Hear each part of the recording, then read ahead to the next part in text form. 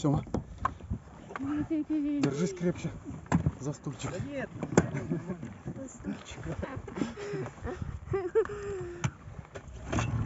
Вот это мощь.